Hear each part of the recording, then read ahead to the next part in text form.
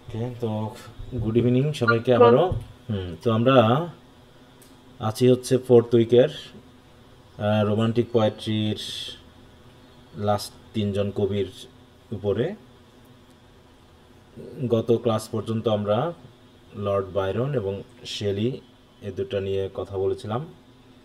আজকে John Keats নিয়ে কথা বলার আছে, সুযোগ আছে। তো আশা করি তোমরা রেকর্ড ক্লাসগুলো দেখেছো জন কিটসের।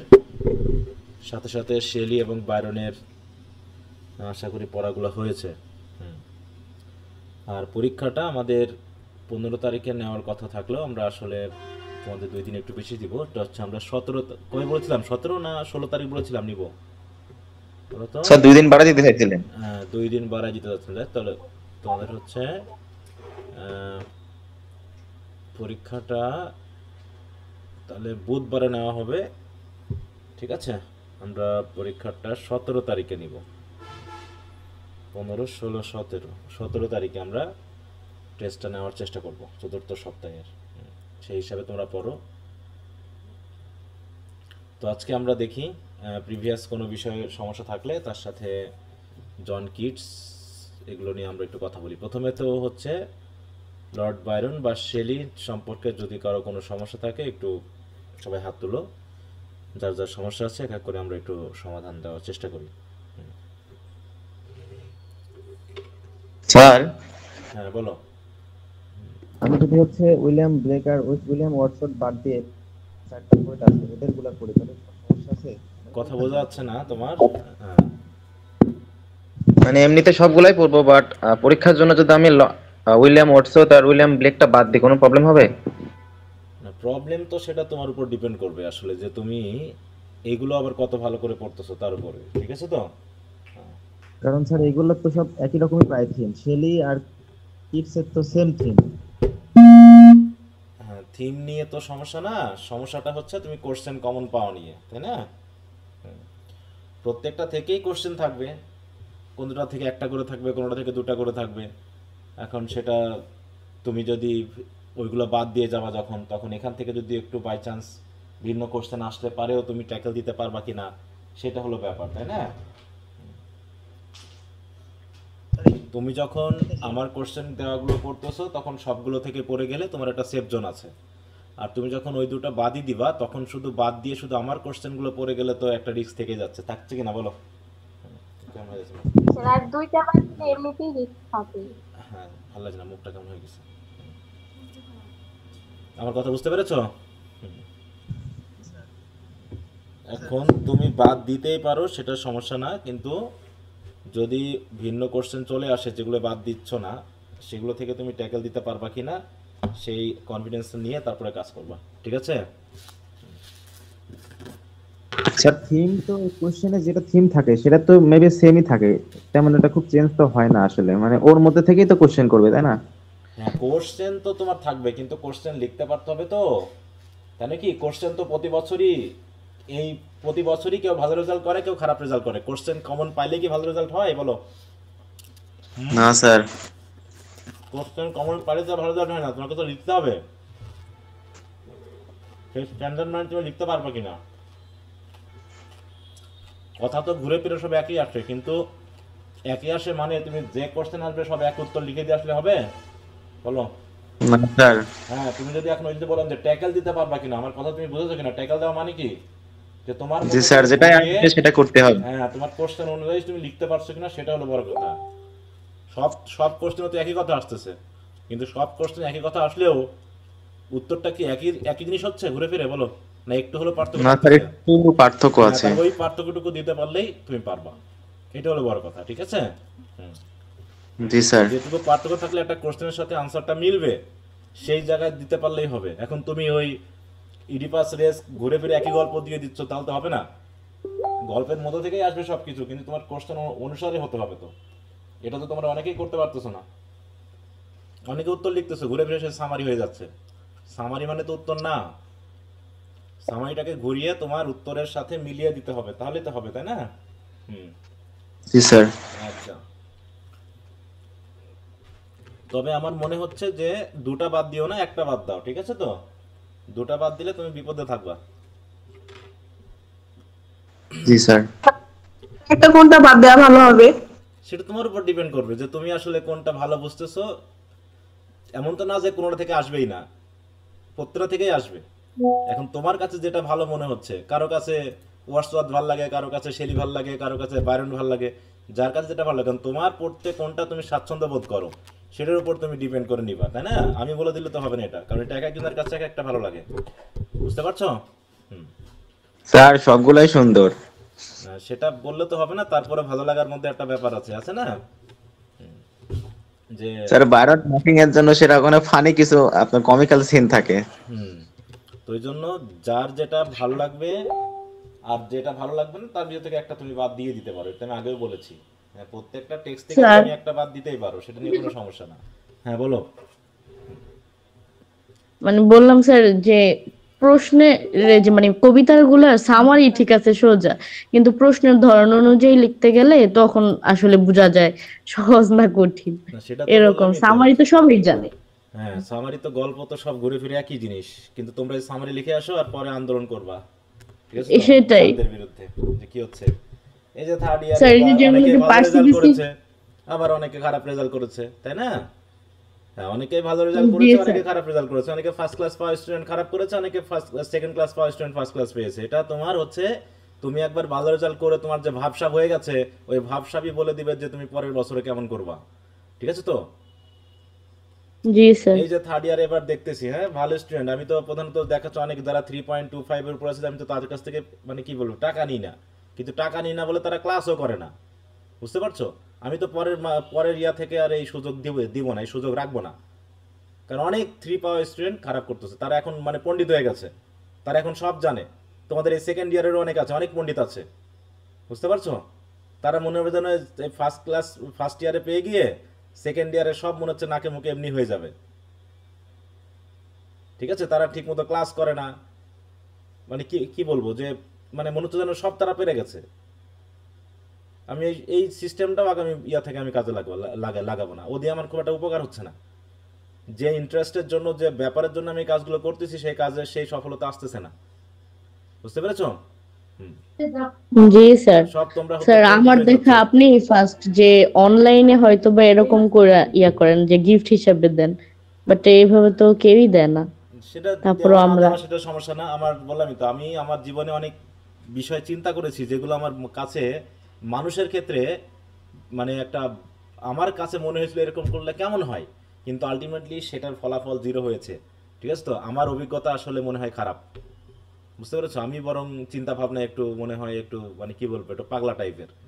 বুঝতে পেরেছো? আমার কাছে তাই মনে হয়, আমি যা যা ভেবেছি বা যেমন করে ভাবতাম, আসলে এমনটা ভাবলে পারে পৃথিবী চলবে না। কারণ আলটিমেটলি সমস্যাটা মানুষের ভিতর থেকেই, এটা বাইরে থেকে না। হ্যাঁ, সেটা রাজনৈতিক বলো, ধর্মীয় বলো, আমরা মানুষেরা হচ্ছে এক রকমের শয়তান, শয়তানের থেকে শয়তান। বলে শয়তান তো তাও তার সিস্টেমে চলে, শয়তান নিজেই পাগল হয়ে যায় এই মানুষের শয়তানি দেখে। বুঝতে পেরেছো? শয়তান নিজেও মাঝে মাঝে অবাক হয়ে যায় যে আমার থেকে ভালো শয়তানিরা কেমন করে পারে, ঠিক আছে? যে আমি তাদের শয়তানি শেখালাম আর তারা আমার থেকে ভালো শয়তানি শিখে গেল কেমন করে। শয়তানও মাঝে মাঝে হতবাক হয়ে যায় মানুষের শয়তানি দেখে। বুঝতে পেরেছো? স্যার আমাদের থেকে এক্সপার্ট। হ্যাঁ, মানে আমাদের মানে কি বলবো, শয়তান তো সৃষ্টিকর্তাকে জানে, সে চেনে। সৃষ্টিকর্তাকে জানা আর মানা কি এক জিনিস বলো? হুম। না স্যার। আমাদের থেকে শয়তান আল্লাহকে ভালো করে চেনে, সে তো তারই একজন ফেরেশতা ছিল, তারপরে সে শয়তান। তাহলে আমরা শুধু আল্লাহকে জানা আর যদি না মানা হয় তাহলে শয়তানের মতোই হয় আমরা। আমরা ফাঁকিবাজি দিতে যথেষ্ট পটু। এখন ক্লাস করবা না আর পরে গিয়ে হইচই করবা, আরে হইচই। হ্যাঁ, রেজাল্টটা হয়ে যাক, দেখবা যে স্যার এই লিখেছিলাম সেই লিখেছে, অথচ আমি যে ক্লাস টেস্ট নিচ্ছি সেই টেস্টেই তারা ভয় পায়। তাহলে পরীক্ষার হলে কি করে ভালো করে লিখলো আমি তো সেটা বিশ্বাস করতে পারি না। তো স্যার আপনার পরীক্ষাগুলো দেই নাই কিন্তু আমি হলে খুব ভালো লিখছি, এটা কি হতে পারে কখনো বলো? বিশ্বাসযোগ্য? আমার কাছে মনে হয় না। তা তুমি কেমন করে বুঝলে যে তোমার লেখাটা ভালো হয়েছে, যেখানে তুমি একজন স্যারকে দিয়ে অ্যাসেসই করাচ্ছ না? সেই অ্যাসেসমেন্ট সিস্টেমটা আমি রাখলাম তোমাদের জন্য, যাতে তোমরা বুঝতে পারো যে তোমার পড়াশোনাটার সাথে তুমি কেমন লিখলে কেমন মার্ক পাবা। এইটা আর তুমি পরীক্ষা দাও না, তুমি ক্লাস করো না, অথচ বলে আসছো স্যার আমি ফাইনাল পরীক্ষা ভালো পরীক্ষা দিয়ে দিয়েছি, রেজাল্ট খারাপ হয়েছে। এটা আমাকে বোঝাতে গেলে তো হবে না। আমরা তো দেখছি যে তুমি পড়া প্রশ্ন লিখতে পারতেছো না, আর তুমি নাকি সব প্রশ্নের উত্তর একবার ইয়া করে ফাইনাল পরীক্ষা ভালো লিখে আসবা। এটা খুবই খুবই মানে কি বলবো, একটা মানে কি বলবো, ফাউল কথাবার্তা। তো এই জন্য বললাম তো যে আমি অনেকভাবেই এক্সপেরিমেন্ট করলাম, কোনো এক্সপেরিমেন্টে আলটিমেটলি কাজ হচ্ছে না। কাজ একটাই, যে যাদের পড়াশোনা করার তারা করবে, যাদের পড়াশোনা করার ইচ্ছা নাই তারা করবে না। এটাই হলো মূল কথা, আমি বুঝতে পেরেছি। ঠিক আছে তো। আর বাংলাদেশের প্রেক্ষাপটে এত মানুষকে উচ্চশিক্ষিত করা আসলে দরকার পড়ে না, বুঝছো? এত দরকার হয় না। কারণ উচ্চশিক্ষার জন্য যা দরকার, এর ভিতরে জাতীয় বিশ্ববিদ্যালয়ে যা ভর্তি হয় তার কমপক্ষে 90% স্টুডেন্টদের মধ্যে নাই, বুঝতে পারছো? 90% স্টুডেন্ট। এবং জাতীয় বিশ্ববিদ্যালয়ে উচ্চশিক্ষা দেওয়ার জন্য মোটেও ফিট একটা বিশ্ববিদ্যালয় না। উচ্চশিক্ষা বলতে যেটা বোঝায় জাতীয় বিশ্ববিদ্যালয়, সেটা হয় না, বুঝছো? এখানে নোট গাইড পড়লে পারেই একদম ফার্স্ট ক্লাস পাওয়া যায়, কিন্তু অনার্স পড়াশোনা ফার্স্ট ক্লাস এই নোট গাইড দেখে হয় না, বুঝতে পারছো? অনার্স জিনিসটা অন্য জিনিস, যেটা মানুষকে সে যা পড়বে তার সাথে একদম ডুবিয়ে ফেলবে এবং সেগুলো দিয়ে প্র্যাকটিক্যাল লাইফে কাজে লাগাবে, সমাজের উন্নয়নে কাজে করবে, বুঝতে পেরেছো? আর আমরা হচ্ছে সার্টিফিকেট দিতে পারি, সার্টিফিকেট দিচ্ছি মোটামুটি। আমরা মূল বই তো পড়তেছি না, কোনো রকম চটি চাটি যেসব বই পাওয়া যায় ওগুলো পড়লে পারেই মোটামুটি আমরা অনার্স পার করে যাচ্ছি। অনার্সের উদ্দেশ্য কি এই জিনিস বলো? আমার মনে হয় বাংলাদেশ বাদে আর পৃথিবীর এমন কোনো উদ্দেশ্য, এই অনার্স মাস্টার্স কখনো এইভাবে পড়ানো হয় না, আর কোথাও নেই এরকম নোট গাইড পড়ে অনার্স পাস হয়ে যায়। না স্যার। হ্যাঁ, এটা মনে হয় শুধু বাংলাদেশের প্রেক্ষাপটে এটা ঘটে, শিক্ষা নিয়ে ফাজলামি যত। ওকে, তো যাই হোক, ওসব লেকচার মাঝে মাঝে চলে আসাগুলো দিয়ে লাভ নাই। এখন বলো, শেলি নিয়ে কারো সমস্যা আছে? আমি যেটা বলতেছি সেটাতে আসো ঘুরে। হ্যাঁ, শেলি ব্রড গতদিন তো মনে হয় কিছু পড়িয়েছিলাম। যদি সমস্যা না থাকে তো আমরা জন কিটসের বিষয় নিয়ে আমরা আলোচনায় আসতে পারি, তাই তো? হুম।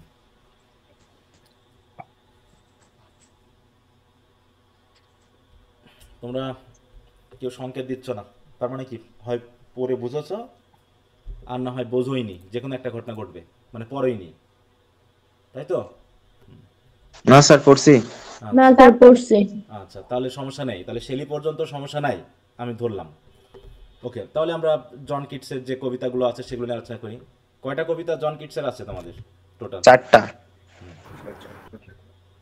তাহলে আমরা সেই কবিতাগুলোর বিষয়বস্তু নিয়ে একটু আলোচনা করি, যাতে তোমাদের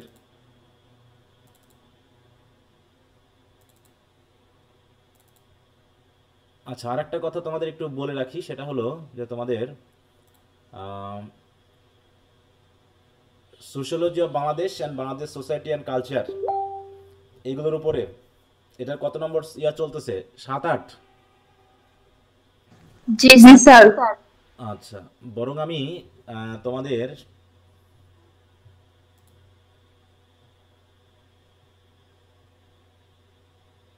তোমাদের তো পরীক্ষা নিচ্ছি 17 তারিখে, ওটার জন্য আরও 2-3 দিন সময় দিব।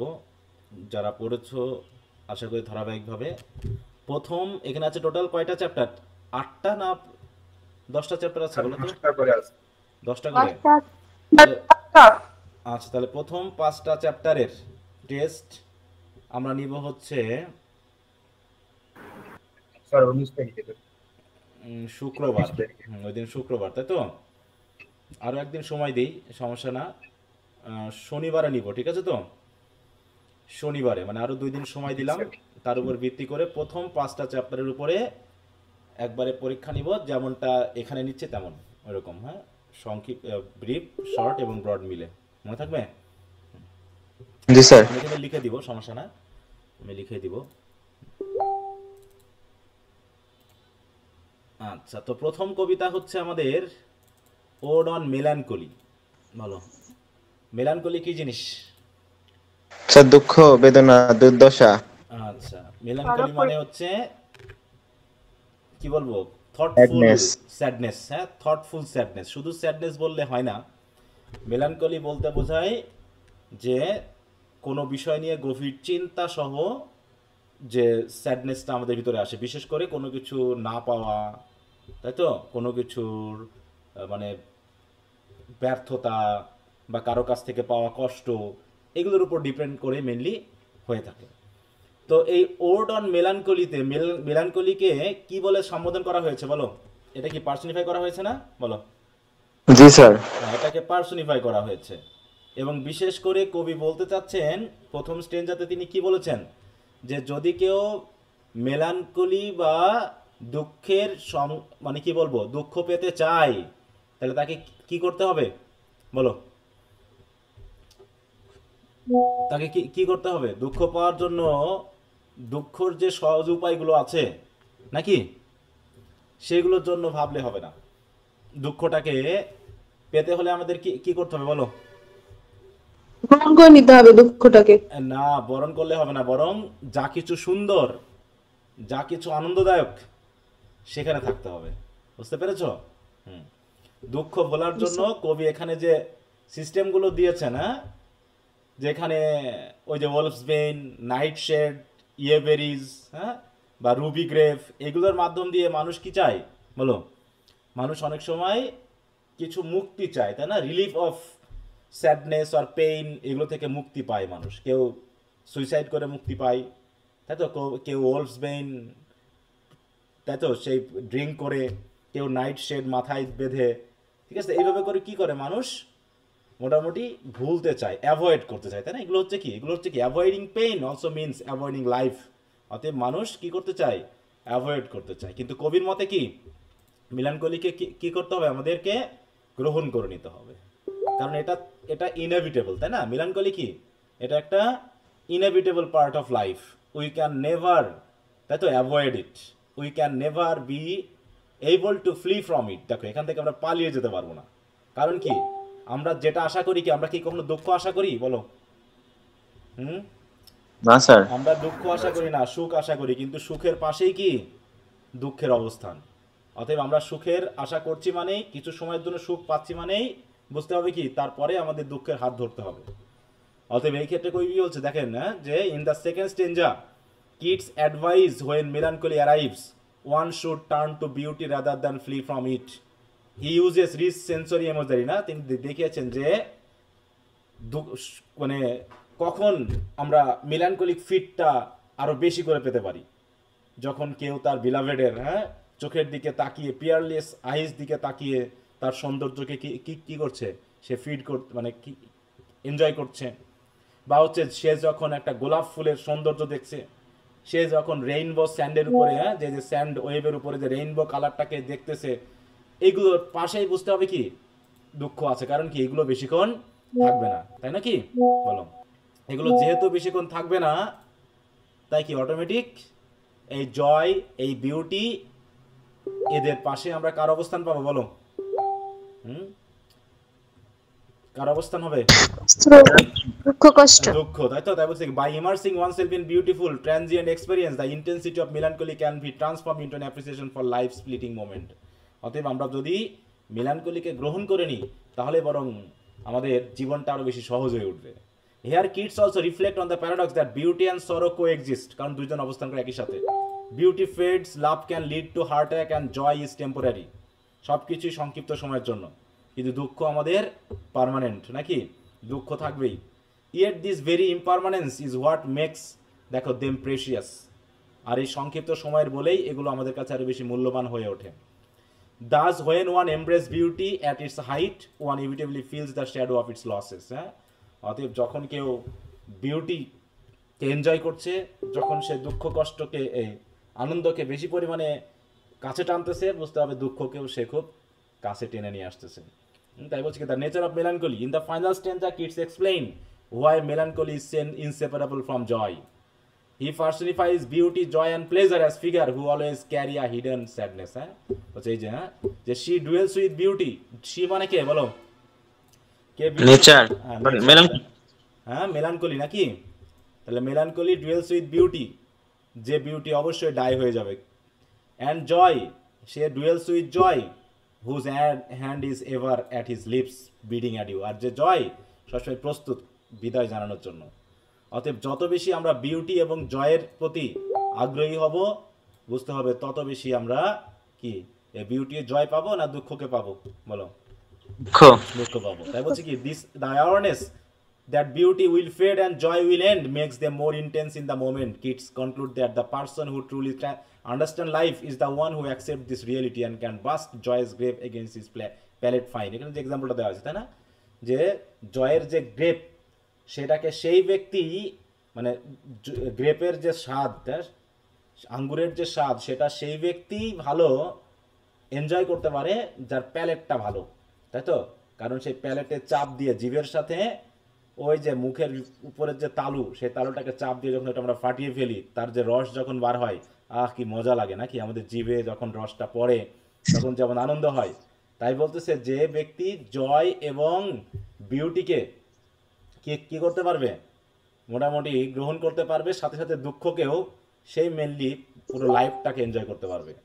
তারপর দেখো fully savouring life even when knowing it will vanish. হ্যাঁ, আমরা জানবো যে জয় থাকবে না, আমরা জানবো বিউটি বেশি দিন থাকবে না, কিন্তু তারপরও যদি আমরা মানে দুঃখ এবং আনন্দ এই দুটাকে একসাথে নিয়ে চলতে পারি তাহলে জীবনটাকে ফুলি এনজয় করা হবে, ঠিক গ্রেপের মতো।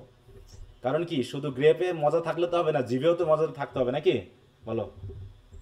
জিভে যদি স্বাদ অনেকে আছে না যে জিভের স্বাদ থাকে না, জিভে যদি স্বাদ না থাকে যত ভালো স্বাদের খাবারই নিয়ে আসো কি হবে বলো? না হ্যাঁ, তাই বলছে such a person lives in a heightened state experiencing pleasure and pain together, aware that melancholy is the inevitable companion of life's greatest joy। অতএব যদি আমরা মেলানকলিক হয়ে যাই তাহলে আমরা মেলানকলি থেকে দূরে থাকার জন্য এই যে পদ্ধতিগুলো নিই, কেউ সুইসাইড করে, কেউ নেশা করে, তাই তো? এই পদ্ধতি নেওয়া যাবে না। এই পদ্ধতি নিয়ে আমরা মেলানকলি থেকে কি দূরে থাকতে পারবো না, বরং মেলানকলির সাথে বিউটির যেহেতু লিঙ্ক আছে, তাহলে বিউটিকে যেমন গ্রহণ করছি, মেলানকলিকেও যদি আমরা গ্রহণ করে নিতে পারি তাহলে আমাদের লাইফটা স্মুথলি চলবে আর কি। সুতরাং কিডস এখানে কি বলছি, is a meditation on the paradox that happiness and sadness are bound together rather than seeking to avoid sorrow. অতএব সরোকে না এড়িয়ে kids arts us to embrace is as a part of life's beauty. হ্যাঁ, by doing so we experience the full richness of human emotion and come to appreciate joy more deeply. The poem is ultimately a celebration of emotional intensity. It rejects numbness or avoidance in favor of conscious living. অতএব আমাকে conscious living এর জন্য আমার ওই দুঃখ কষ্টকে এড়িয়ে যাওয়ার সিস্টেম ওগুলো বাদ দিতে হবে। Even when that means facing, দেখেন লাইফস ইনএভিটেবল পেইন, যদি আমাদেরকে ফেস করতেই হয় ইনএভিটেবল পেইন, সেই পেইনটাই আমাদেরকে জীবনে একটা স্বাদ এনে দিবে, সেই দুঃখটাই যেন জীবনের একটা স্বাদ তৈরি করে দিচ্ছে। ঠিক আছে তো? In Keats view melancholy is not an enemy but a teacher guiding us towards a fuller more meaningful appreciation of the world. তার মানে কি মেলানকলিকে আমাদের খুবই মেনে নিতে বলছে, কারণ এটাই যেন বাস্তবতা, তাই তো? এটাই যেন আমাদের কাছে বেশি সহজে ধরা দেয়। হ্যাঁ, তাই বিউটির সাথে যেন আমরা এটাকে গ্রহণ করে নিই। কি কথা বুঝতে পারছো? জি স্যার। আচ্ছা, তাহলে টেক্সটগুলো নিশ্চয়ই আশা করি তোমরা পড়েছো। এটা টেক্সটে কোনো লাইনে বা কোনো কিছু যদি কারো সমস্যা থাকে একটু বলতে পারো। হ্যাঁ,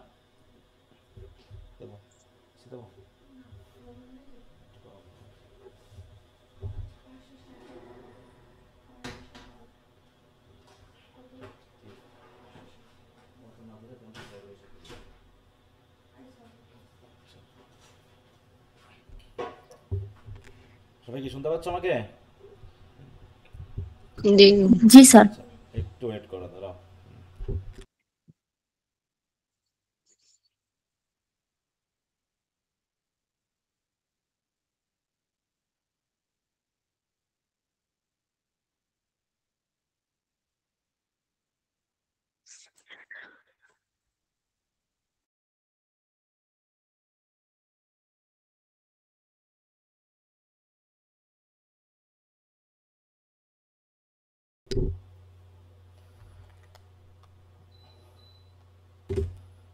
আচ্ছা, তো যদি কারো সমস্যা না থাকে তো ভালো কথা। হ্যাঁ, তো এই শীটগুলো একটু পড়ো তো, নাকি অবস্থা বলো? জি স্যার পড়ি। একটু ভালো করে পড়বা। টেক্সট পড়ে লাভ হবে যদি তোমার একটু আমি যে কোশ্চেন আনসারগুলো দিই ওগুলো থেকে যদি না আসে, তা যদি তুমি লিখতে না পারো, তাহলে টেক্সট পড়ার কোনো সার্থকতা আসে? টেক্সট পড়ে লাভ কি? যদি তুমি ইম্পর্টেন্ট কোশ্চেন দাগায় দিয়েছি ওর বাইরে আসলে তুমি আর পারতেছো না, তাহলে তো টেক্সট পড়ে কোনো লাভ নাই। অতএব আরো ভালো করে পড়তে হবে যাতে কোনো রকম এদিক ওদিক হলে যেন তুমি পারো। আর বেশি টেনশন নেওয়ার কিছু নাই, যা পড়ানো হচ্ছে, যা পড়াই দিচ্ছি সেগুলোকেই বারবার মনোযোগ দিয়ে পড়ো, বুঝতে পারবো। দেখো এখানে একটা সংক্ষিপ্ত ব্যাপার রয়েছে, এখানে যদি একটু খেয়াল করো, স্ট্রাকচার অ্যান্ড স্টাইল। হ্যাঁ, the poem is divided into 3 stanzas is serving a distinct function. প্রথমটা কি, a warning against fall remedies for melancholy. হ্যাঁ, মিলানকলি থেকে রেমেডি পাওয়ার জন্য আমরা যে পদ্ধতিগুলো নিই, এই পদ্ধতি খুব একটা কাজে দেয় না, কারণ নেশা কেটে গেলে কি দুঃখ আবার ধরে যায় নাকি? তাহলে নেশা করি কি দুঃখ থেকে বাঁচা যায় বলো? না স্যার। নেশা কেটে গেলে আবার অনেকে দুঃখের জন্য সুইসাইড করে। সুইসাইড করে লাভ আছে? তুমি তো জীবনটাই হারালা নাকি? সেখান থেকে আমরা দুঃখ থেকে হয়তো মুক্তি পাইলাম, কিন্তু জীবন থেকেই তো চলে গেলাম, তাহলে দুঃখ থেকে আর কি লাভ হলো বলো?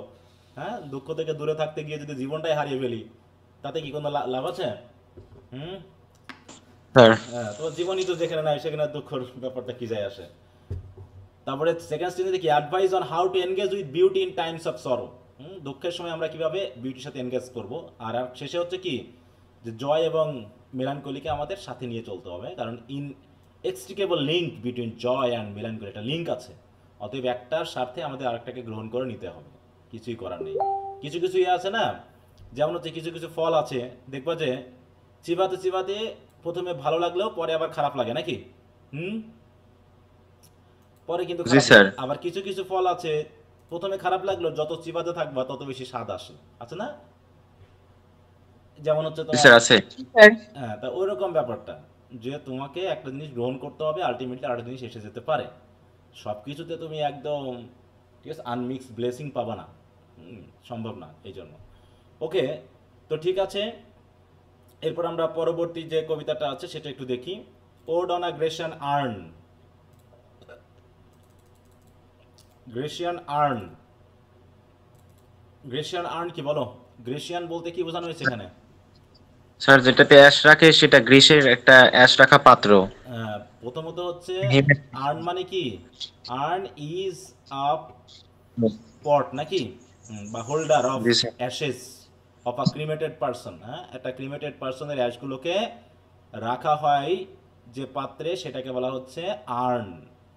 এখন এই আর্নের আগে যে অ্যাডজেক্টিভটা ইউজ করা হয়েছে সেটা হচ্ছে কি, গ্রেশিয়ান। গ্রেশিয়ান কেন বলা হচ্ছে? গ্রেশিয়ানের সাথে কি আসলে সরাসরি গ্রিসের ব্যাপারটা রিলেটেড, নাকি অ্যানশিয়েন্ট ব্যাপারটা বোঝাতে ব্যবহার করা হয়েছে বলো তো? স্যার অ্যানশিয়েন্টের বিষয়টা, অ্যানশিয়েন্ট সেন্সটা কিন্তু ব্যবহার করা হয়েছে এখানে। হ্যাঁ, এখানে তিনি কি করছেন, একদম অ্যাড্রেস করেছেন সরাসরি গ্রেশিয়ান আর্নকে, এবং এটাকে পার্সনিফাই করা হয়েছে, যেন এটা একটা পার্সন, কবির কথা যেন সে শুনতে পাচ্ছে। এবং তাকে বলা হয়েছে কি, unravished bride of quietness, unravished bride of quietness and foster child of silence and slow time. দেখো, তাকে একদিকে একবার ব্রাইড বলা হয়েছে, আর একবার ফস্টার চাইল্ড বলা হয়েছে। ফস্টার চাইল্ড মানে কি বলো?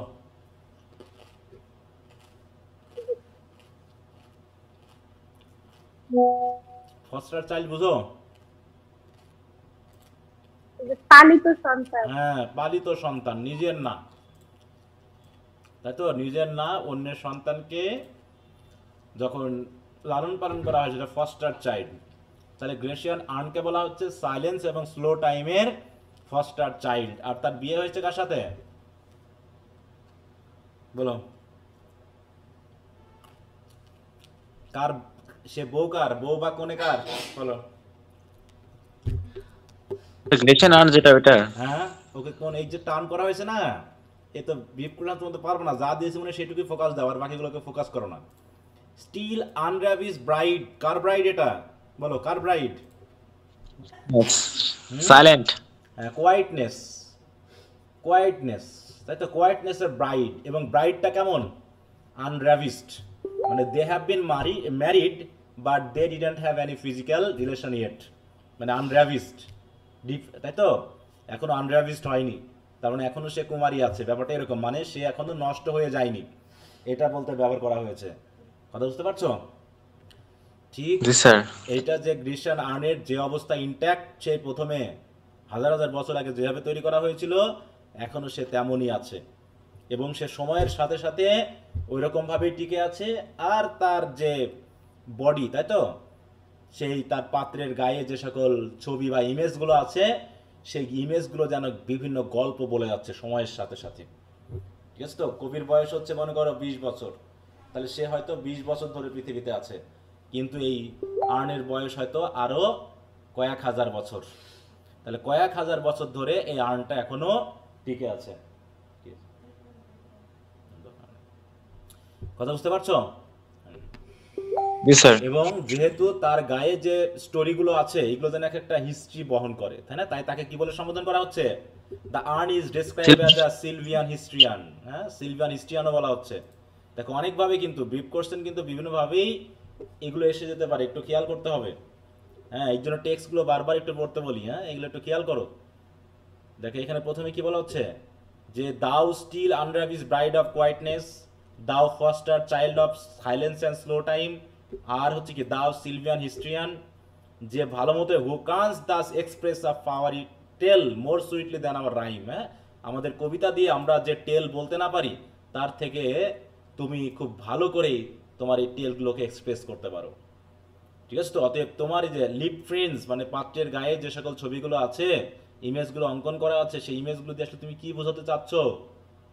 এখনো তারা ওইরকমই আছে, হাজ থেকে হাজার হাজার বছর আগে, কয়েক হাজার বছর আগে এগুলোকে যে তৈরি করা হয়েছে, এখনো তারা বুড়িয়ে যায়নি, তারা এখনো বেশ সুন্দর আছে। তারা এখনো নষ্ট হয়ে যায়নি।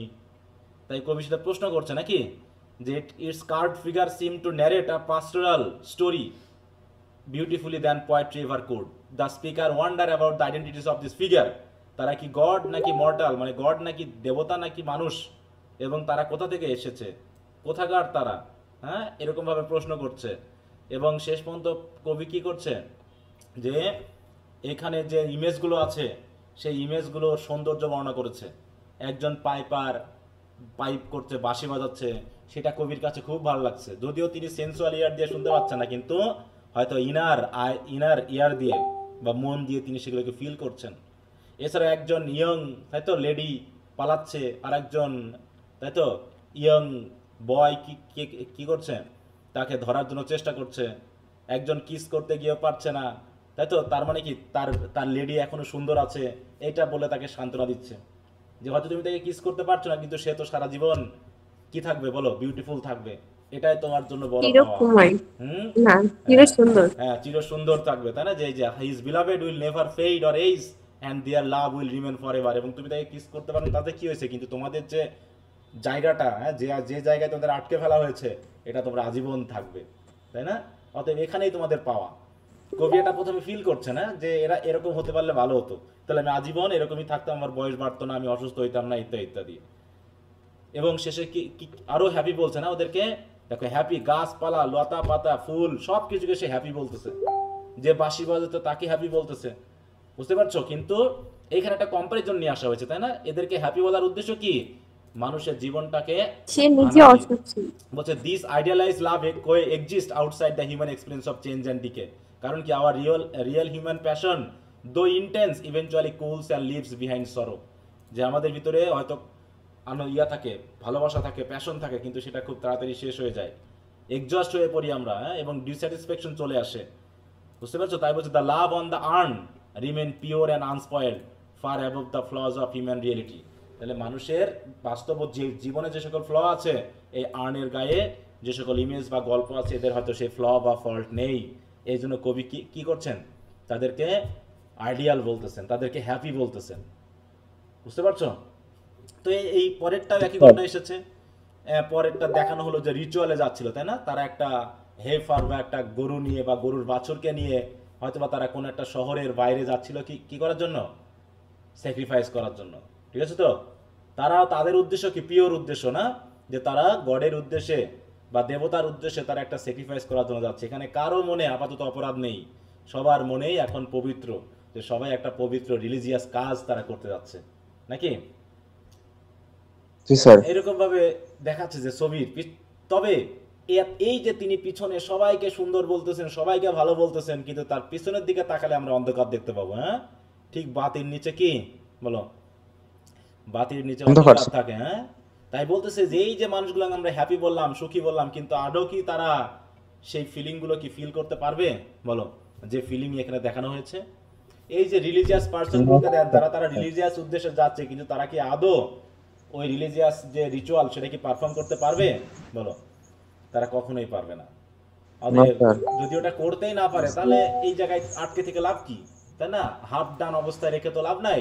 তাই তিনি এখানে কি বলছেন দেখেন, in the closing stanza the urn is called an Attic shape referring to its Greek origin and admire for its intricate brede a pattern and design of carved men and maidens. যাক, এখানে তিনি কি বলতে যাচ্ছেন, the urn is a silent form that fascinate the mind, drawing it beyond ordinary thought towards contemplation of eternity, just as the concept of infinity does. কিন্তু এটাকে কবি প্রথমে সাইলেন্ট ফর্ম এবং ফ্যাসিনেটিং বললেও পরে বলছেন কি, কিডস কলস ইট আ কোল্ড পাস্টোরাল। কোল্ড পাস্টোরাল, হ্যাঁ, পাস্টোরাল লাইফ তো হয় বেশ ওয়ার্ম, তাই তো, full of warm, full of real life, full of enjoyment. কিন্তু এখানে সেটা হচ্ছে কোল্ড পাস্টোরাল। কারণ কি, while it tells a pastoral story of real life, it does so without warmth of real life because it made of marble. হ্যাঁ, এটা শুধুমাত্র মার্বেলের তৈরি। Still when this generation grows old and dies, the urn will remain. যে মানুষ হয়তো জন্মগ্রহণ করবে, ওল্ড হয়ে যাবে, মারা যাবে, একটার পর একটা জেনারেশন আসবে, কিন্তু আর্ন তেমনই থেকে যাবে, bearing witness to human existence through ages, দেখো, through other ages of joy and sorrow. This urn will continue to speak to humanity with its famous message, beauty is truth and truth beauty. হ্যাঁ, the truth beauty, এটার মানেটা কি, যে এই আর্নের গায়ে যে beauty পেলাম, এই বিউটিকে ট্রুথ কিনা, বলো, সত্য কিনা এই বিউটি? এটা কি সত্য বিউটি? না স্যার, ওটা সত্য না। যেহেতু সত্য না, তাহলে তো সেটাকে বিউটি বলা যাচ্ছে না। কারণ কি, ট্রুথ বিউটি, অর্থাৎ মানুষের জীবনে দুঃখ কষ্ট থাকলেও এটাকে তিনি বিউটিফুল বলছেন। কারণ এই মেসেজটা যেন এই আর্নটা দিয়ে যাবে। সবাই যখন আসবে আর্নের কাছে, প্রথমে আর্নটা দেখে মানুষের খুব ভালো লাগবে, কিন্তু গভীর চিন্তা করতে করতে করতে করতে মানুষ বুঝতে পারবে যে না, আর্নের যে বিউটিটা সেটা ট্রু নয়। অতএব আর্নের গায়ে হয়তো এদের কোনো দুঃখ নেই, এদের কোনো কষ্ট নেই, এদের চেহারা বুড়িয়ে যাচ্ছে না, কিন্তু তারপরে এরা হলো অবাস্তব। এই বিউটির কোনো মানেই হয় না। That's this cryptic yet profound statement suggest that beauty and truth are one and the same and that this understanding is all people need to know in earth. হ্যাঁ, আর এটাই পৃথিবীর মানুষের জানা উচিত, যে দুঃখ কষ্ট যাই থাকুক না কেন, জীবনটা আমাদের সত্য। এই জন্য এর ভিতরে দুঃখ থাকলেও সেটা আসলে আমাদের জন্য কি beautiful. The poem clauses with this timeless philosophical reflection, living reader two ponder its meaning. যে আসলে মিনিংটা কি, কবি কি বলতে চাইলেন তা কিন্তু সরাসরি বলে দেননি, বরং তিনি আমাদের উপর ছেড়ে দিলেন, যে এই আর্ন পরবর্তী জেনারেশন যারাই আসবে না কেন তাদের কাছে এই মেসেজটা দিয়ে যাবে যে beauty is truth, truth beauty, অর্থাৎ আর্নের গায়ে যে বিউটি আছে এটাই অরিজিনাল বিউটি নয়, বরং অরিজিনাল বিউটি কোনটা বলো? অরিজিনাল বিউটি যেটা রিয়েল লাইফে ফেস করি আমরা যেটা রিয়েল লাইফে দুঃখ কষ্ট আনন্দ মিলেই ফেস করি, এনজয় করি, সেটাই হচ্ছে আমাদের আসল বিউটি। ঠিক আছে, আমরা আর্নকে বিউটিফুল বললেও আসলে সে বিউটিফুল নয়, কারণ এখানে জীবন নেই, জীবনের যে প্যাশনের যে রিয়েল ফিলিং, তাই তো, সেইগুলো এখানে নেই। অতএব ওটাকে আমরা বিউটিফুল বলে প্রথম দিকে একটু আবেগী হলেও, আকর্ষিত হলেও, আলটিমেটলি আমরা কিন্তু ওটার কাছে বেশিক্ষণ থাকতে পারছি না। এটা স্কেপিজম। দেখো, ওডান মেলানকলি স্কেপিস থিওরি দেওয়া হচ্ছে, তারপর হচ্ছে গ্রেসিয়ান আর্নেও কিছুক্ষণের জন্য আমরা হয়তো বা আর্নের যে পিকচারগুলো আছে তার ভিতরে ডুবে গেছিলাম, সেখানকার ফিলিংগুলো নিচ্ছিলাম, কিন্তু বাস্তবতে আবার ফিরে এসেছি। ঠিক যেমন করে আমরা ওডান নাইটেঙ্গেল, তাই তো, ওডটোয়া নাইটেঙ্গেলে চলে যাব। হ্যাঁ, তা দেখো প্রত্যেকটাতেই এই প্রশ্নটা কিন্তু খুবই গুরুত্বপূর্ণ। হ্যাঁ, একটা প্রশ্ন, সেটা হচ্ছে কি, স্কেপিস থিওরি দিয়ে যে প্রশ্নটা, এটা কি এসে গেছিল গতবার না কি অবস্থা? হ্যাঁ, এখানে কি প্রশ্ন আসছিল গতবার জন কিটস থেকে? সবাই কি লাইনে আছো না হারিয়ে গেছো? জি স্যার। সেন্সুয়াসনেস এবং এসকেপিজম, এই দুটোর মধ্যে কোনটা এসেছে আর কোনটা গেছে দেখি তো। escape from এটা আচ্ছা, সেন্সুয়াস এবং বিউটি, এটা তো আছে এসকেপিজম 2023। দেখো 2023-এ এসকেপিস চলে এসেছে অলরেডি। তাহলে তোমাদের এখানে ম্যানকাইন্ডের সাথে নাইটেঙ্গেলের, এটা তো সিঙ্গেল আছে, বিউটি অফ সেন্সুয়াসনেস, এটা খুবই গুরুত্বপূর্ণ হবে। প্রথম দুটার ভিতরে একটা আসবে অবশ্যই, ভালো করে একটু দেখে পড়ে নিবা। স্কেপিস তো চলে আসলো, এবং সুপ্রিমেসি আর্ট অফ আর লাইফ, এটাও চলে, সেই দুটাই বেশ সেখানে থাকে, কারণ এই দুটাতেই দেখানো হয়েছে। ঠিক আছে, তো গ্রেসিয়ান আর্ন থেকে চলে যেতে নাইটেঙ্গেলের এই প্রশ্নটা কিন্তু বেশ ইম্পর্টেন্ট সিঙ্গেল কবিতা হিসাবে। আচ্ছা, তো যাই হোক, তাহলে এই হলো আমাদের গ্রেশিয়ান আর্ন নিয়ে কথা। এরপর আমরা একটু ওড টু নাইটেঙ্গেলে যাব। স্যার জন কিটসের তো হচ্ছে আপনার যে সেন্সুয়াসনেস আর যেটা স্কেপিজম, এটাই তো হচ্ছে মেন টার্ম। হুম, তো মনে হচ্ছে এবারও হয়তো কম্বাইন করে কোন একটা কোয়েশ্চেন আসবে ওটার পাশাপাশি, নাইটিঙ্গেলের পাশাপাশি। শর্টে এসে যেতে পারে, শর্ট কোশ্চেনে, ঠিক আছে। স্যার এবার তো ফার্স্ট ইয়ারে অনেকগুলো কোয়েশ্চেন হচ্ছে কিছু কিছু রিব্যাক করছিল। হ্যাঁ, রিপিট হতেই পারে, বলা তো নেই কোথাও যে গতবার যা এসেছে এবার আসবে না, তাই না? হ্যাঁ, তো এই জন্য একটু খেয়াল রাখতে হবে। আচ্ছা, তাহলে আমরা একটু নাইটেঙ্গেল বার্ডটা দেখি। নাইটেঙ্গেলকে কি ওই যে নেচার বা আর্টের সাথে আবার নিয়ে আসা হয়েছে নাকি? নাইটেঙ্গেলের ক্ষেত্রে কি হচ্ছে, নাইটেঙ্গেলকে কি হিসেবে দেখানো হচ্ছে? বার্ড অফ, হ্যাঁ, হয় জয়, তাই তো? হুম, নাইটেঙ্গেল বার্ড, তিনি তার ঠিক অনেকটা ওই যে স্কাইলার্ক পাখির মতো, যেটা আমরা শেলিতে দেখলাম। হুম, শেলি যেমন, স্যার হলে এখানে কি হচ্ছে, কবি এক ধরনের দুঃখ ফিল করছে, হ্যাঁ, একটা নার্ভনেস ফিল করছে। কিসের জন্য? না সে হেমলক খেয়েছে, না কে সে কোনো ড্রাগ পান করছে, এরকমটার জন্য না, বরং কিসের জন্য, কিসের জন্য সে কষ্ট ফিল করছে, বলো, পেইন ফিল করছে? স্যার লাইভ থেকে, লাইভ নিয়ে। মিউজিক, হ্যাঁ, সুইট সং। তাহলে নাইটেঙ্গেল বার্ডের সুইট সং এ সে একটু দেখে বলছে, this state is not born of jealousy of the nightingale's happiness but arise from being overwhelmed by the bird's pure joy. তাহলে কবি বার্ডসের গানে যে পিওর জয়টা ফিল করছেন, এই জয়ে তিনি ওভারওয়েলড হয়ে গেছেন। মানে তিনি বুঝতে পারতেছেন না, তিনি তো কোনো নেশা করেননি, অতএব তার এই পেইনটা কেন মনে হচ্ছে? তিনি বলতে চাইলেন কি, যে আসলে নিজের দুঃখ কষ্টের কারণে অন্যের আনন্দ দেখলে আমাদের যেন একটু কেমন হয়, বলে একটু দুঃখ দুঃখ ভাব লাগে নাকি? হ্যাঁ, অন্যের আনন্দে আমাদেরও কষ্ট লাগে। তো এরকম কবি যেন এক ধরনের কষ্ট পাচ্ছেন। হ্যাঁ, kids address the nightingale as a light wing dryad, mystical tree spirit, emphasizing the bird's otherworldly and immortal quality. হ্যাঁ, এবং বার্ডসে, হ্যাঁ, কি করছে, the bird sings effortlessly in a woodland field with green breeze, trees and countless shifting shadows. মানে কি হচ্ছে, এখানে একটা সুন্দর ইমেজারি আছে, তাই না? যে তিনি হঠাৎ করে পাখির গানের সাথে কোথায় চলে গেলেন, একটা জঙ্গলে চলে গেলেন, তাই না? সেই জঙ্গলে গিয়ে তিনি দেখতে পেলেন জঙ্গলটা অন্ধকারময়, চাঁদ উঠেছে, হ্যাঁ, তারপরে চারিদিকে সবুজ, কিন্তু সে বুঝতে পারতেছে না, কিন্তু ফুলের গন্ধ, ফলের গন্ধে, মানে এক ধরনের সেন্সুয়াস রিচ, মানে ফুল অ্যান্ড রিচ সেন্সুয়াস ইমেজারি কিন্তু তিনি ওখানে দেখিয়েছেন। তারপর celebrating the abundance and is of summer, the strange establish the contrast between the poet's mortal suffering and the birds care free and almost divine. দেখো, প্রত্যেকটা কবিতার একই ফিলিং, তাই না? যে মানুষের সাফারিং আর সাথে সাথে কি আর্ট বা অ্যানিমেলের কেয়ার ফ্রি, এনজয় মানে জয়াস লাইফ, এই দুটো তিনি কম্পেয়ার করেছেন বারবার। এবং কম্পেয়ার করার পর তিনি লাস্টে গিয়ে বুঝতে পেরেছেন কি, বলো, যে আসলে ওদের জয়ের মধ্যে কোনো কি নাই, রিয়েলিটি নাই। হ্যাঁ, রিয়েলিটি মানে নাও, বুঝতে পারছো? বলো, কে বলেছেন রিয়েলিটি মানি নাও? বলো। বঙ্গবন্ধু। হ্যাঁ, বঙ্গবন্ধু শেখ মুজিবুর রহমান। হ্যাঁ, রিয়েলিটি মানি নাও। তাই ওই রকম আমাদের জীবনে রিয়েলিটি মেনে নিতে হবে। অন্যের দুঃখ কষ্ট মানে আনন্দ দেখে নিজের দুঃখ পেয়ে তো লাভ নাই। তাই বলছে, here the poet longs for a cup aged exquisite wine, wine চাচ্ছে, হ্যাঁ, যাতে এখান থেকে তিনি কি করতে পারেন, বলতে পারেন। কিন্তু এটা কি হবে, বলো? কারণ বলছে drinking represent escape from the burden of the world. তিনি এটা বার্ডেন অফ দ্য ওয়ার্ল্ড থেকে এসকেপ চাচ্ছেন। Allow him to leave reality behind. Keats imagines that imbibed with this intoxicating elixir, he could join the nightingale and dissolve into the dim, peaceful forest, fully immersed in nature's beauty and song. This stanza emphasizes the poet's desire to transcend human suffering through sensual and imaginative experiences. মানে তিনি তার যে sense, সেই সেন্সটাকে তিনি এখন অন্যদিকে নিয়ে যেতে চাচ্ছেন, যাতে মানুষের বাস্তবতায় যে দুঃখ কষ্ট, এখান থেকে যেন কিছুক্ষণের জন্য মুক্তি পাওয়া যায়। কিছুক্ষণের জন্য না, মানে তিনি চিরদিনের জন্য মুক্তি চাচ্ছেন, কিন্তু আলটিমেটলি মুক্তিটা পাচ্ছেন না।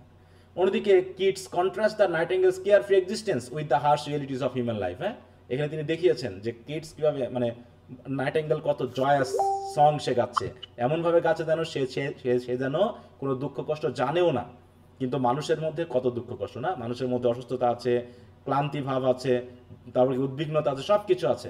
That define mortal experience where people sit together only to share groans of suffering. হ্যাঁ, যেখানে মানুষ একসাথে গল্প করা মানে বুঝতে হবে কি, একদিন একদিনের দুঃখ শেয়ার করছে।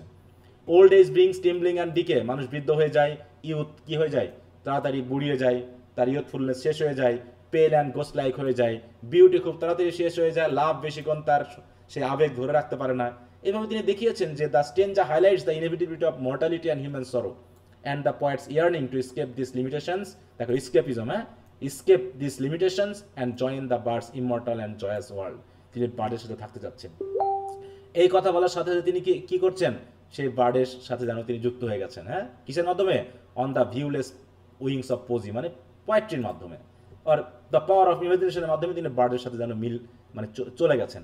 দেখো, through imagination and poetry this through his slow and dull mind sometime hinders from he already feels transported to the bird's world. সেখানে তিনি দেখতেন যে the night is tender, he envisions the moon queen, হ্যাঁ, moon as a queen surrounded by stars attendants, light is scarce except for the faint beam drifting from the sky through green shadows, হ্যাঁ, যে ওই গাছের পাতা বা ওই ফাঁক ফোকর দিয়ে চাঁদের যে আলোটুকু আসতেছে সেইটুকু দিয়ে যতটুকু দেখা যাচ্ছে বনের ভিতরে ততটুকু তিনি যেন দেখতে পাচ্ছেন। এইভাবে তিনি একটা অদ্ভুত একটা সিচুয়েশন ক্রিয়েট করছেন। হ্যাঁ, this create a mystical almost magical atmosphere highlighting poetry's power to transport the mind beyond ordinary reality. এছাড়া তারপরে কি তিনি মোটামুটি এখানে ফুল অফ ইমেজারি আছে, তিনি বিভিন্ন ফুল দেখতে পাচ্ছেন, মৌমাছি কি করছে, ফুলে ফুলে উড়ে মধু সংগ্রহ করছে রাতের বেলাতেও। রাতের বেলা কি মৌমাছি উড়ে বলো?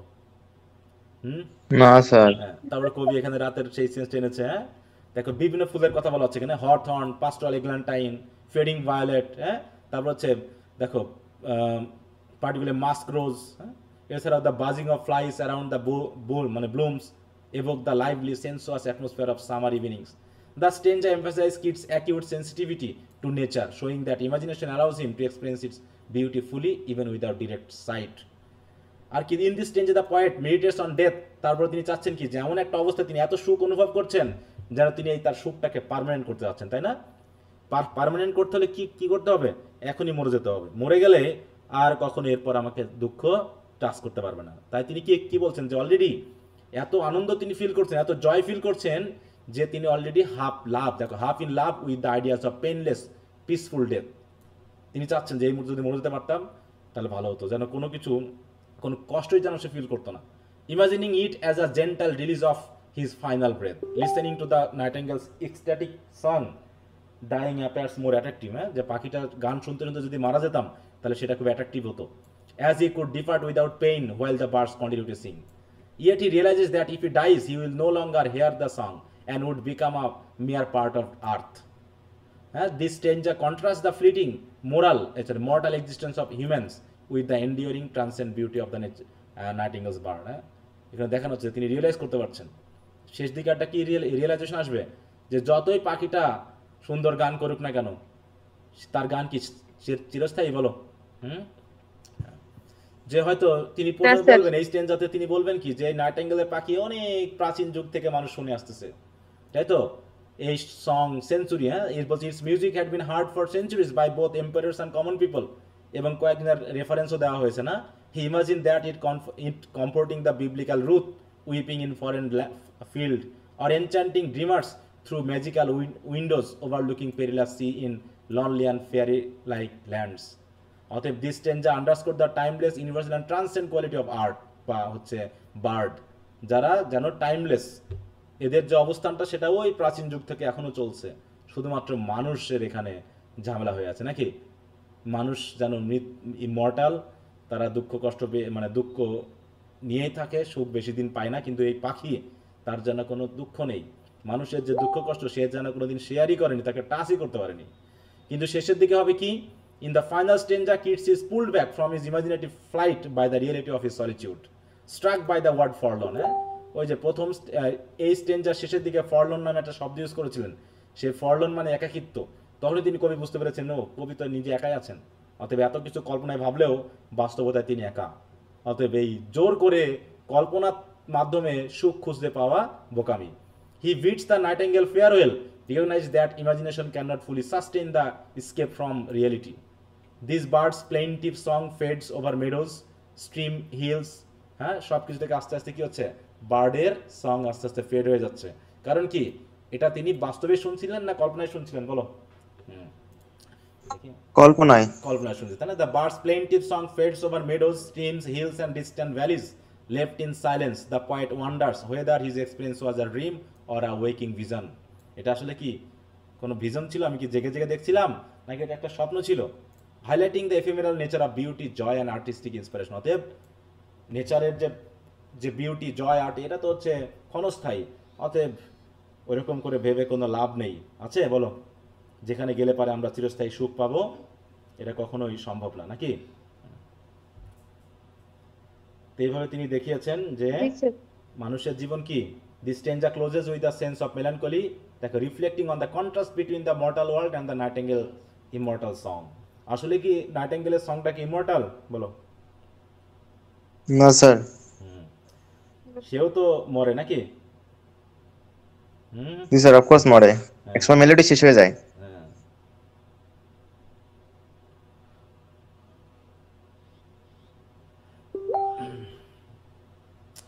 আচ্ছা, তো এই হচ্ছে নাইটিঙ্গেল বার্ড। দেখো, সবগুলোরই একই সেন্স, সবগুলো কবিতারই মোটামুটি কাঠামো একই, যে একটা আর্টকে, তার সৌন্দর্যের বিষয়টাকে বর্ণনা করে নিজের দুঃখ কষ্টগুলোকে কি করা, তুলে ধরা, এবং আলটিমেটলি দেখানো যে দুঃখ কষ্ট আমাদের বাস্তবতা, এটাকে এড়িয়ে যাওয়ার কোনো সুযোগ আমাদের নেই, আছে কি? বরং যত এড়িয়ে যেতে চাইবা ততই তোমাকে জাপটে ধরবে। অতএব তাকে মেনে নাও, রিয়েলিটি মানিয়ে নাও, দেখো তোমার জীবন এমনি ভালো থাকবে, ঠিক আছে? তো দুঃখ কষ্টকে গ্রহণ করে নাও, এই হচ্ছে বিষয়টা, ঠিক তো? স্যার, এখানে হচ্ছে জন কিটসের ফ্যানি ব্রাউনকে না পাওয়া and ওদের ফ্যামিলিয়াল যেটা রোগ ছিল টিউবারকুলোসিস, এটার জন্য হচ্ছে মানে একাকিত্ব বোধ করতো, এর উপর বেস করে কবিতাগুলো লিখছে না? সে তো অবশ্যই, তার পিছনের আমরা তো ব্যাকগ্রাউন্ডটা জেনেছি, তাই না? যে তার দুঃখ নিয়ে এত টেনশন কিসের, হ্যাঁ? এত দুঃখ তার ভিতরে আসছে কোত্থেকে? তার তার ভাইয়েরা মারা যাওয়া, তার বাবা মা মারা যাওয়া, নিজেও আক্রান্ত হওয়া, তাই না? এবং অল্প বয়সে তারও যে মৃত্যু, সে তো বুঝতে পারতেছে, এবং সে ভাবতেছে এখান থেকে যদি আমি একটু মুক্তি পেতাম, তাহলে এটা পাওয়ার একমাত্র উপায় কি? নিজেকে আর্টের মধ্যে ডুবিয়ে ফেলা। কিন্তু আর্ট কি বাস্তব? অতএব তার যে দুঃখ কষ্ট, এটাকে তিনি মেনে নিতে চাচ্ছেন। এই কবিতাগুলোর মাধ্যমে এটা প্রকাশ পাচ্ছে যে তার দুঃখ কষ্ট যেহেতু সোর্স অনেক, তিনি যেন বাউন্ডলেস, হ্যাঁ, মেলানকলিক যে পার্ট, সেগুলো তিনি ফিল করছেন, সেন্স করছেন। তার জন্য তিনি বারবারই কি চাচ্ছেন, যে কোনোভাবে যদি দুঃখগুলোকে ভোলা যেত। কিন্তু বারবারই তিনি এটাই পেয়ে যাচ্ছেন যে দুঃখ ভোলার কোনো সুযোগ নেই, বা এটা ভোলার যাবে না, ঠিক আছে? তো মরলে তো মরেই গেলাম, নেশা করলে তো নেশা করে আবার চলে আসবো, অতএব এটাকে মেনে নেওয়া ছাড়া কোনো আর সুযোগ নেই, ঠিক আছে? আচ্ছা, তারপরে আমরা যে কবিতাটা পড়েছি, এটা কি? On first looking into Chapman's Homer. এটা কিসের উপর ভিত্তি করে লেখা এই কবিতাটা?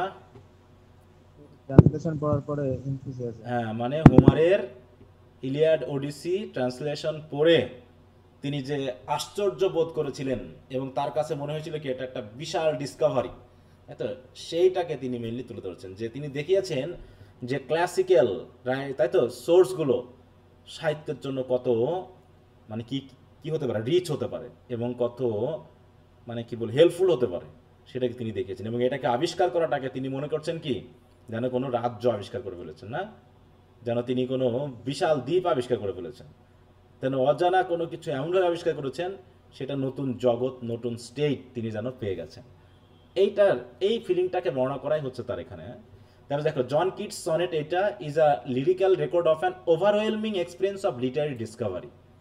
The poem begins with Keats describing his lifelong immersion in the world of it. তিনি অনেক সাহিত্যকর্ম পড়েছেন, অনেক রাজ্য তিনি দেখেছেন, কিন্তু এই হোমার যে রাজ্য সৃষ্টি করেছেন, এর মতো গুডলি স্টেট এবং কিংডম যেন আর দেখেন, এরকম বলছেন না তিনি। তারপরে he uses the metaphor of travel to represent his reading. হ্যাঁ, মানে রিডিং এর মাধ্যমে তিনি ট্রাভেল করেছেন।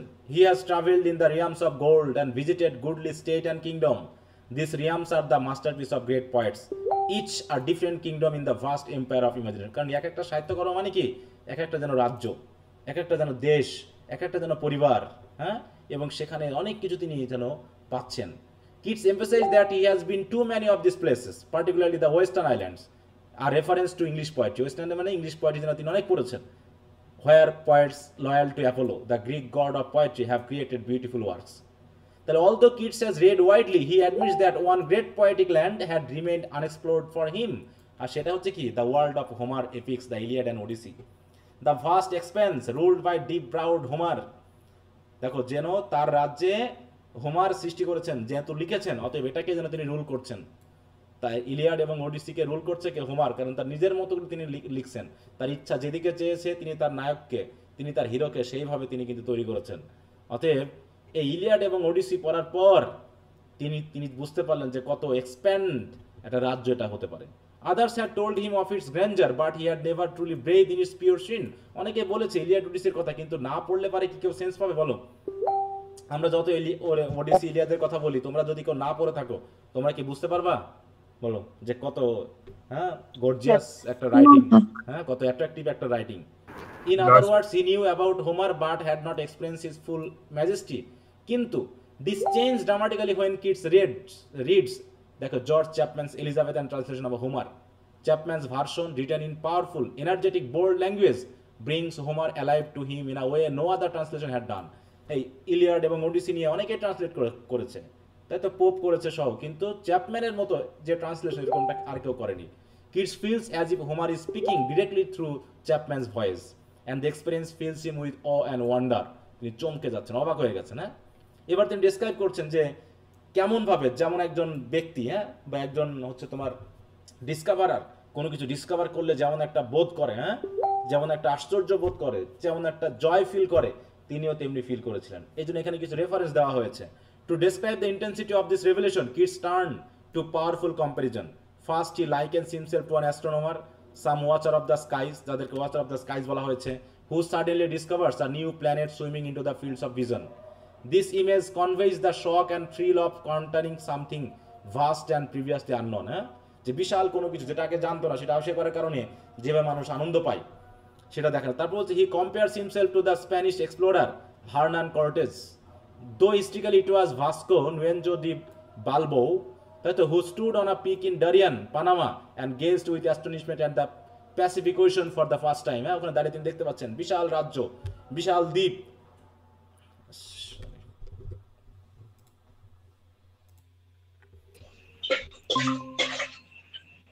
লেখা আমার নতুন লেখা দেখছি। আমারটা হঠাৎ করে নিজে নিজে মানে স্পিকার অন হয়ে যাইতেছে কেন জানি। আচ্ছা, তো আমরা যেটা পড়ছিলাম, যেখানে দেখানো হচ্ছে যে কিটস কতটুকু ওভারওয়েলড হয়েছে না, বলছে Keats imagines Cortez and his men staring silent in awe overcoming a wild surmise at the immensity of before them. যে কি বিশাল কিছু আবিষ্কার করে ফেলেছে।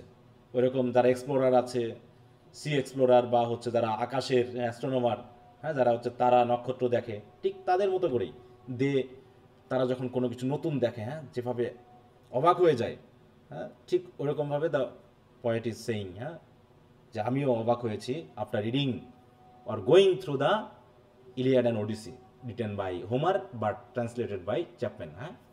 The poem ends on this image of wonder, silence and discovery, just as the explorer confronted the grandeur of the natural world. Keats confronts the grandeur of Homer's poetry through Chapman's translation. The moment is transformative for him, কারণ এখানে একটা transformation, যে তিনি কিন্তু ওই Iliad এবং Homer পড়ে বিশেষ করে গ্রিক সাহিত্যের প্রতি, মিথোলজির প্রতি যে এক ধরনের আইডিয়া পেয়েছেন, সেটা কিন্তু তিনি তার কিসে কাজে লাগিয়েছেন? কবিতাতে। এই যে আমরা যে এই গ্রেশিয়ান আর্ন পড়তেছি, তিনি যে বিভিন্ন দেবদেবীর কথাগুলো আনতেছেন মাঝে মাঝে, এগুলো কোথা থেকে পাওয়া বলো? এই মিথোলজিক্যাল কাহিনী থেকে। তিনি কিন্তু তার কবিতার ভিতরে আমরা কোনো ক্রিশ্চিয়ান রিলিজিয়নের কোনো ইফেক্ট পাচ্ছি না, পাচ্ছি বলো তো? এখানে তিনি তো একজন ইংল্যান্ডের মানুষ, তিনি ধর্মে খ্রিস্টিয়ান, কিন্তু দেখো তার সাহিত্যকরণের ভিতরে আমরা কিন্তু ক্রিশ্চিয়ান রিলিজিয়নের কোনো ইফেক্ট কিন্তু ওখানে পাই নাই, যা পেয়েছি সব মিথোলজি। ঠিক আছে তো? তাই বলছে he realizes the power of literature to open new worlds of imagination experience. অতএব এর এসেন্সটা হলো কি? The poem is about Keats experience of reading Chapman's translation of Homer for the first time. এটা হচ্ছে তার এক্সপেরিয়েন্সকে এখানে বর্ণনা করা হয়েছে মেনলি। একটু খেয়াল রাখো। তো এই হচ্ছে মোটামুটি তার কিছু পোয়েম, এবং এটা হচ্ছে সনেট কিন্তু, is not about just Homer, it is about power of poetry to astonish, to expand the imagination and to provide experience as profound as scientific discoveries or voyages of exploration. মানে scientific discovery বা হচ্ছে voyage of exploration এর মাধ্যমে যে আমরা experience অর্জন করি, এখানে তিনি যেন নতুন কিছু আবিষ্কার করেছেন এই হোমারের ট্রান্সলেশন পড়ে, এই তার হোমারের রাইটিংগুলোর ট্রান্সলেশন করে, তাই না? আচ্ছা, তা এই হলো 4টা পয়েম। 4টাতে প্রথম 3টাতে আমরা এক সেন্স পেয়েছি, এখানে আরেকটা সেন্স পাইলাম। তো আলটিমেটলি এখানকার টেক্সটগুলোকে একটু ভালো করে দেখবা, ব্রিফ কোশ্চেনের জন্য বিশেষ করে, যদি কোনোভাবে এদিক ওদিক হয়ে যায় কিছু তোমরা যেন পারো, ঠিক আছে? আর যেহেতু আমরা আরও 2 দিন, মানে তো টোটাল তোমরা 3, 15, 16, 17 3 দিন সময় পাচ্ছ, ঠিক আছে? তাহলে 17 তারিখে আমরা টেস্টটা নিব, তোমরা আরও ভালো করে কোশ্চেন আনসারগুলো পড়ো, যদি কোনো সমস্যা থাকে সেটা নিয়ে তো আমরা এর ভিতরে যদি সমস্যা থাকে তোমরা একটু জানাবা, ঠিক আছে তো? জি স্যার। আচ্ছা, স্যার আমি একটু টেক্সটের বিষয়গুলো আলোচনা করে দিলাম, এগুলোই ঘুরে ফিরে কথাগুলো ওখানে আছে, শুধু কোশ্চেনের আদলে যে কথাগুলো একটু ঘুরিয়ে ফিরে বলা হয়েছে, এটাকে একটু টার্নিংটা তোমাকে বুঝতে হবে, যাতে তুমি নিজেও একটু লিখতে পারো। আচ্ছা, তো আর কি বলবো, বলো। সবাইকে আসলে কোশ্চেন স্যার, সবাইকে পড়তে পেরেছো? বলো, পড়তে পেরেছো কিডসের কোশ্চেন আনসারগুলো, না শেলিতে পড়ে আছো এখনো? না স্যার পড়ছি।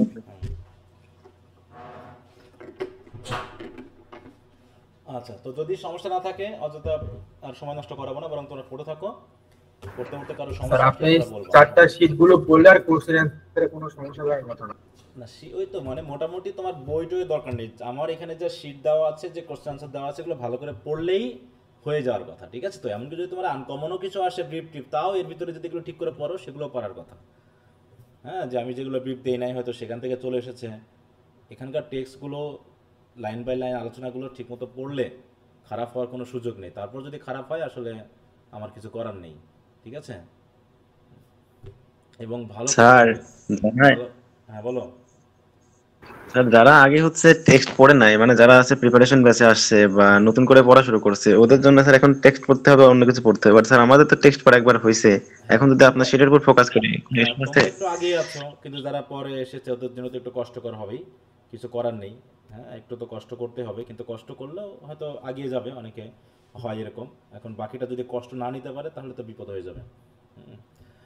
আচ্ছা, তো ঠিক আছে, তাহলে আর কোনো সময় নষ্ট না করি, তাহলে তোমরা 17 তারিখের জন্য প্রস্তুতি নাও, আর এর ভিতরে যদি কারো কোনো সমস্যা থাকে পার্সোনালি আমার সাথে কথা বলবা, ঠিক আছে? জি স্যার। আচ্ছা, ঠিক আছে, তো সবাই ভালো থাকো। ওকে, গুড নাইট। ওকে, জি স্যার, আসসালামু আলাইকুম। ওয়ালাইকুম আসসালাম।